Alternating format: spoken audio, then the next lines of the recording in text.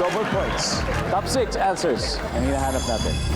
Name something na pumupurol kapag hindi nagagamit. Go. Joya. Pencil. Pencil. Lapis. Okay. Nandiyan ba ang lapis? Wala yatang lapis. Chico, something na pumupurol kapag hindi nagagamit.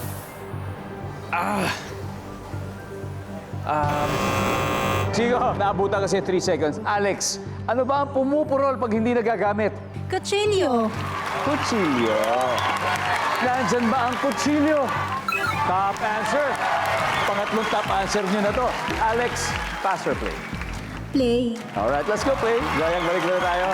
Jeneline. Jeneline, something na pumupurol kapag hindi nagagamit. Utak.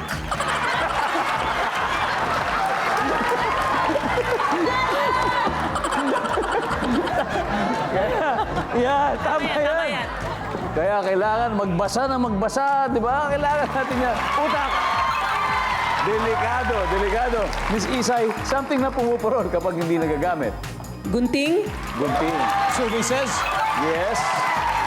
Bukod sa lapis, something na pumupurol kapag hindi nagagamit. Espada. Wow! Espada!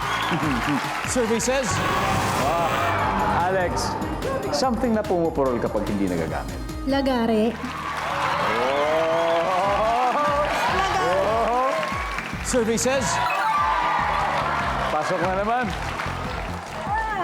Ang lagari ay kinikikil para ba sa tumalas. Ito na naman tayo, Jet. Dalawa na naman natira. Kayang-kaya yan. Something na pumupurol kapag hindi nagagamit. Okay na. Huddle, Team Dom, huddle na kayo. Miss Ian, kailangan masagot po natin ito, Miss Isay. Ano kaya? Something na pumupurol kapag hindi nagagamit? Ano ba tawag doon sa pamputol ng weeds? Yung, yung may ganyan, yung ganyan ng korte, karet, Ay, yung ganon. parang ganon. Karet, yan. Basta yung ganon. Ayan, I get this, sabi nyo. Karet. Wala rin. Guys, eto na naman. Direct. Something na pumupurol kapag hindi nagagamit. Itak. Ita. Chico. Sundang. Oo, sundang. Sundang, okay. Polo, itak, sundang. Katawan. Katawan. Dennis, isang tamang sagot lang. Something na pumupurol kapag di nagagamit. Itak, sundang, or katawan. Nail cutter. Nail cutter! Oho! Okay. Nandyan ba ang nail cutter?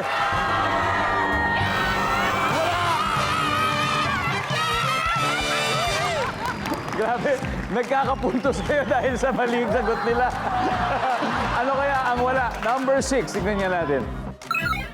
Nipper. Iba yung nipper sa nail cutter. And finally, number 4. Itak. Parang sundang, ganun din.